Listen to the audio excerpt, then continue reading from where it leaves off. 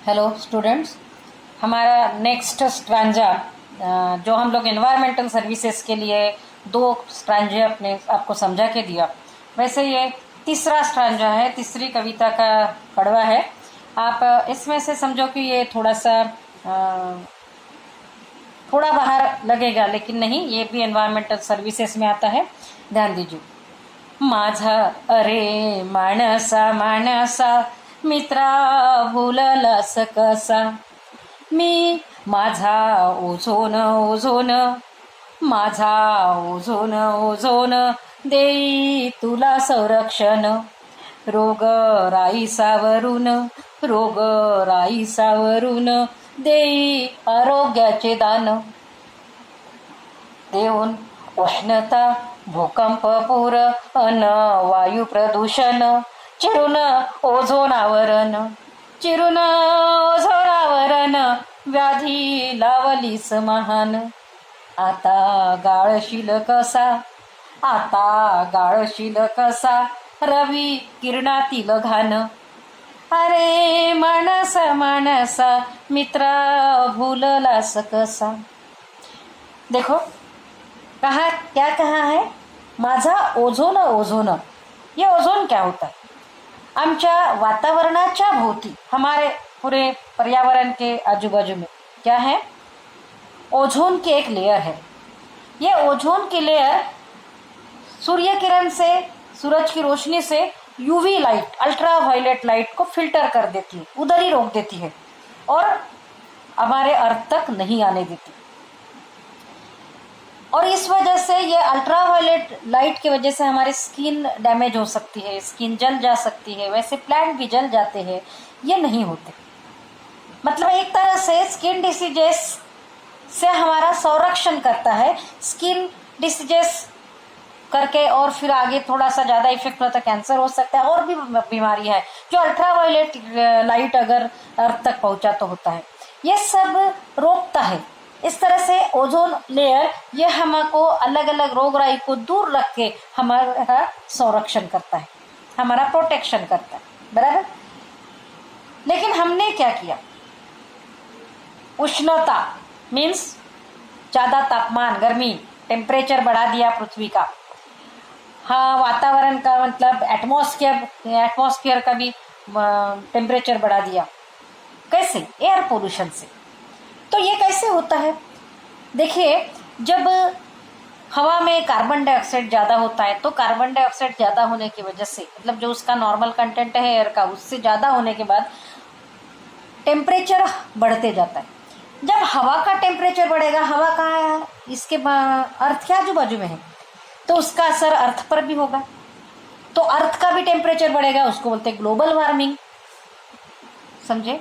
तो इस तरह से ग्लोबल वार्मिंग होगी, पृथ्वी गर्म होगी, पृथ्वी की मिट्टी गर्म होगी, वो उसकी गर्मी अगर अंदर तक पहुंचेंगी तो हमारे पृथ्वी के गोले के अंदर जो लावा रस होता है वो भी गर्म होगा, और वो जब गर्म होगा तो वोल्केनोज में ज्वालामुखी के रूप में बाहर निकलेगा। और उसके बाद क्या होता है, आप अंदर मालूम है कि ज्वालामुखी से लोग जल जाते हैं। जैसे आप लोग ऑयल वगैरह या गर्म पानी अपने ऊपर गिरा तो क्या होता है, तो ये तो वोल्केनो उससे भी ज़्यादा गर्म होता है। यस, तो इस तरह से ये नुकसान होता है। फिर दूसरी बात है कि गर्मी ज़्यादा होने की वजह से, पृथ्वी के तापमान ज़्यादा होने की वजह से वहाँ पेड़ों की या वहाँ पे रहने वाले एनिमल्स की भी हेल्थ पर असर होता है, बीमारियाँ होती हैं ज़्यादा गर्मी की वजह से। हमको मालूम है ज़्यादा गर्मी होने की वजह से पानी ज़्यादा सूख जाएगा ज़मीन से, तो पेड़ों को तकलीफ होगी। ज़्यादा ज़मीन सूखने की वजह से पूरा पानी अगर वहाँ से इवापोरेट हो गया तो हमको पीने को पानी कम मिलेगा, धूपकाले में उसकी तकलीफ समझ में आती है, बराबर। इस तरह से पानी कम होने की वजह से पेड़ सूख जाएंगे तो क्या होगा। तो देखिए, ये कार्बन डाइऑक्साइड जब हवा में ज़्यादा होता है तो ये तापमान बढ़ाता है। फिर इसको कम करने का इलाज क्या है? इसको कम करने का नेचुरल इलाज एक ही है कि ग्रीन प्लांट्स, हरी वनस्पतियाँ, हिरव्या वनस्पति है, ये क्या करते हैं, फोटोसिंथेसिस प्रोसेस में हवा से कार्बन डाइऑक्साइड ले लेते हैं। फोटोसिंथेसिस प्रोसेस में कार्बन डाइऑक्साइड की जरूरत होती है, ये कार्बन डाइऑक्साइड हवा से प्लांट ले लेते हैं। तो अपने आप ही उतना कार्बन डाइऑक्साइड हवा से हटा दिया गया तो हवा शुद्ध हो जाएगी। जितना कार्बन डाइऑक्साइड हटा दिया गया उस प्रमाण में जो कार्बन डाइऑक्साइड की वजह से तापमान बढ़ गया था हवा का वो कम हो जाएगा, तो अपने आप पृथ्वी का भी कम होने मीन जितना भी कार्बन डाइऑक्साइड प्लांट्स खींच लेंगे, सोख लेंगे फोटोसिंथेसिस प्रोसेस के लिए, उतना एक तो हवा शुद्ध होगी, तो ऑक्सीजन का कंटेंट का प्रमाण उसके साथ बैलेंस हो जाएगा, दूसरी बात तापमान कम हो जाएगा। ये कार्बन डाइऑक्साइड लेके ग्रीन प्लांट्स क्या करते हैं, ग्रीन प्लांट्स क्या करते हैं, ये कार्बन डाइऑक्साइड का उपयोग करके पानी के साथ मिलके ये उससे ग्लूकोज बनाता है, और ग्लूकोज से फिर अलग अलग तरह का फूड बनता है प्लांट्स में। मतलब हम लोगों को अनाज बनता है, वेस्ट में से बेस्ट।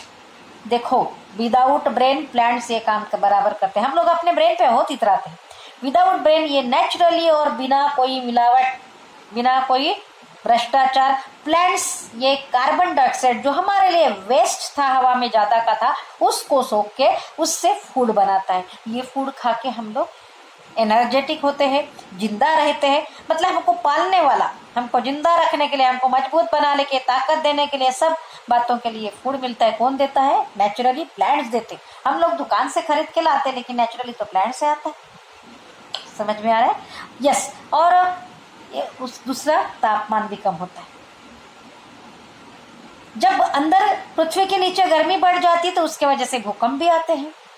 समुद्र के नीचे से आए तो क्या हो जाता है, सुनामी आ जाएंगी। जमीन के नीचे आ गए तो भूकंप बोलते हैं अपन लोग, उससे पृथ्वी हिलने लगती है और कितनी जान माल का, और घर गिर जाते, गांव के गांव गिर जाते। ये तो नुकसान किसको मंजूर है?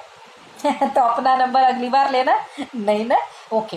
तो उष्णता, भूकंप, पूर्व, ये गर्मी बढ़ने की वजह से, ग्लोबल वार्मिंग की वजह से जो पृथ्वी पर पहाड़ियां है, पहाड़ियों पे जो बर्फ है, वो बर्फ गर्मी की वजह से पिघल जाता है। और पिघलता है तो पहाड़ के चोटी से पानी ऊपर जाएगा कि नीचे आएगा? नीचे आएगा। जब नीचे आएगा तो वो नदियों में बहने लगता है। बेमौसम, बिना बारिश अगर नदियों में पानी ज्यादा हो गया तो पानी मतलब बाढ़ आती है, पूर आता है। पूर मतलब बाढ़, बाढ़ आता है, हम लोग इंग्लिश में उसको फ्लड बोलते हैं। तो ये जब बिना मौसम फ्लड आएगा तो लोग सावधान रहते हैं क्या? नहीं रहते। और उस वजह से क्या होता है कि जानवर मर जाते हैं, लोग मर जाते हैं, घर बहा के ले जाता है। और बाढ़ में क्या क्या होता है आप लोग तो टीवी में देख लेना अगली बार की, इसमें अभी तक नहीं देखे होते। पूर्व, उष्णता, भूकंप, पूर्व। आना वायु प्रदूषण। वायु प्रदूषण ये कार्बन डाइऑक्साइड से बोले, लेकिन हम देखो हमारे गांव में कितने लोग नहीं, आप लोग जो चूल्हा जलाते देखना कभी, बहुत गंदी बदबू आती है। हमारी माओ को भी, घर के लोगों को भी ये सुनाना जरूरी है। तो प्लास्टिक जलाते हैं, वेस्ट मटेरियल कुछ भी जला देते हैं इसमें, और उसमें से गंदी बदबू आती। वैसे भी तो लकड़ा जले, कोयला जले तो कार्बन डाइऑक्साइड तो निकलना ही है। मैंने अभी कब तक कार्बन डाइऑक्साइड के परिणाम बता दिए हैं। उसके बाद देखो, जब प्लास्टिक जलता है, कुछ टायर जलता है, पेंट जलता है, उससे से एक बहुत से गंदे गंदे वायु निकलते हैं। उसमें पेट्रोलियम गैसेस निकलते हैं, उसमें कार्बन मोनोऑक्साइड ये पॉइजनस गैस है, जहरीला गैस है, ये निकलता है। और हमारी जलाने वाली जो औरत है वो जला के चले जाती है, दूसरों को सुंघाती है। ये इसलिए हमको सबको बताना जरूरी है, क्योंकि दूसरों के घर में चूल्हा जलता है, हमारे साथ झगड़ा भी रहे, लेकिन हवा तो उसके तरफ से जो ये गंदी बदबू है, ये जो गैस है, जहरीली गैस है, हमारे घर तक ले आती है। इसलिए जन जागरण के लिए हर एक ने ये कोशिश करना है और सबको सुनाना चाहिए, हमारे पहचान वालों को, रिश्तेदारों को भी सुनाना चाहिए। तो ये नहीं जलाना चाहिए, ऐसे वेस्ट नहीं चलाते। देखो आंदोलन करते तो लोग टायर जलाते, तो प्लास्टिक जलाते, तो कोई जो ये प्लास्टिक के डब्बे जलाते हैं, कुछ भी जलाते हैं, गाड़ियां जलाते हैं, लेकिन इससे जो गैस निकलती है वो हमारा ही नुकसान करती है। सिर्फ सरकार का नहीं, सरकार क्या करता है, हमारे भरे हुए टैक्स में से ही ये सुविधा देता है। सरकार अपने घर से, मतलब सरकार में बैठे हुए मंत्री संतरी अपने घर से थोड़ी पैसा देते हैं, नुकसान हम हमारा ही करते हैं। ऊपर से हमारा जो एयर पोल्यूशन हो रहा है, इस वायु प्रदूषण हो रहा है, इसका नुकसान और क्या। दूसरी बात, हम लोग बिना जरूरत के भी ऐसे कुछ अप्लायंसेस यूज करते हैं, जैसे एसी चलाते हैं, फ्रिज चलाते हैं, इनमें से CFC गैस निकलता है। अब देखना फ्रिज खोल के बहुत देर तक बंद रहा तो एक ऐसी वहां से वहां गैस निकलते हुए दिखती है। इसमें ठंडा करने के लिए एसी या फ्रिज में जो गैस यूज होती है वो बोलते हैं CFC गैस। और ये गैस जब हवा में निकलती है, आप लोग उसके क्वेश्चंस पढ़ना फ्रिज में एसी के, तो ये थोड़ी खुली हवा में, मतलब जहां से खुली हवा जा सकती है, ऐसे बंद कमरे में नहीं रखना बोला जाता है।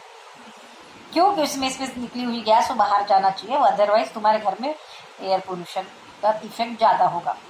तो ये जो गैस है ये हल्की होने की वजह से ऊपर जाती है, और ये जब ऊपर जाती है तो ये कार्बन, ये ओजोन का फार्मूला क्या होता है, O3, ऑक्सीजन और एक ऑक्सीजन का एटम और ऑक्सीजन का मॉलिक्यूल मीन्स O2 अधिक प्लस O, इसका कॉम्बिनेशन होकर O3 बनता है, ओजोन बनता है। तो इसको ब्रेक करते हैं, और ये CFC होने की वजह से ऑक्सीजन और ऑक्सीजन मॉलिक्यूल और एटम मतलब फिर से नया ओजोन बनना चाहिए, तो इसको भी रोकता है। ये भी प्रॉब्लम है। इस तरह से क्या है, ये गैसेस जो CFC गैस की वजह से, और भी कुछ है लेकिन इसको मेन माना जाता है, तो इस गैस के वजह से ओजोन की लेयर है उसको ब्रेक हो जाएगा, नहीं बनने नहीं देगा, तो अपने आप ही क्या होगा, ओजोन की लेयर में छेद पड़ेंगे। चिरून ओजोन आवरण, चिरने मतलब फाड़ना है ना, अब छेद के रूप में बोलो ऐसे लंबी लगे, लेकिन उसमें डैमेजिंग हो गई, तो उस गैप में से क्या होगा, सूर्य की किरणें गैप में से सीधे आएंगी अल्ट्रा वायलेट लाइट के साथ, कहाँ पे आएंगी, अर्थ पर, और ये हमको स्किन डिसीजेस करेगी। समझ में आया? तो इस तरह से हम लोग इस तरह से अलग अलग तरह का वायु प्रदूषण करके हमारे पर्यावरण को डायरेक्टली इनडायरेक्टली नुकसान करते हैं। हम लोग ये CFC गैस अपने नाक में तो नहीं लेंगे, ये ऊपर निकल जाती ठीक है, लेकिन ये हमारे ओजोन लेयर को नुकसान करती है, जो हमसे बहुत दूर है, हमको पता नहीं चलता।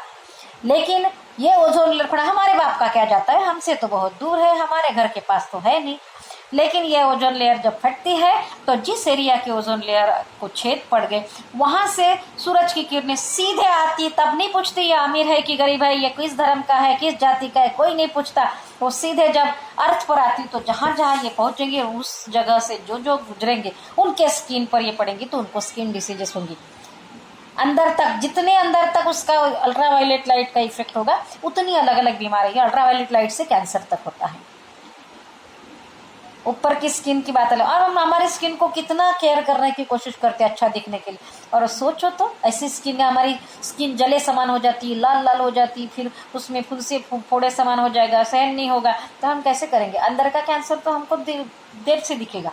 यस, लेकिन ये सब नुकसान, तो आखिर हमको क्या करना चाहिए?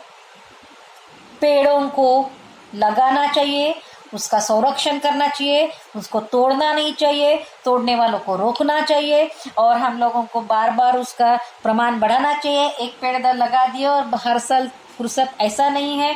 खाली वृक्षारोपण प्रोग्राम में खड़े होके पेड़ लगा दिए, फोटो निकाल ली, गवर्नमेंट से जो उसका फंड आता है वो उठा लिए और चल बसे, अगली बार और उसी गड्ढे में नया पेड़ लगाए। ये वृक्षारोपण प्रोग्राम करना, गाने बोलना, नाटक कर देना से नहीं होता, हमको ये पर्सनली करना है। सिर्फ ये वीडियो सुन के लाइक करके ही हो जाएगा नहीं, तो इसको हमको फॉलो करना पड़ेगा, हमारे दिल को दिमाग को कुछ झंझोड़ना पड़ेगा कि हमने क्या करना चाहिए, व्हाट इज अवर रिस्पॉन्सिबिलिटी। अगर पसंद आए तो लाइक करो, सब्सक्राइब करो, ऐसे भी वीडियोस मैं देते रहूँगी। ये वैसे 11th-12th के पढ़ाई के लिए मैंने ये यूट्यूब चैनल किया, लेकिन कुछ ऐसे काम के भी देते रहूँगी सब्जेक्ट के साथ साथ। Thank you.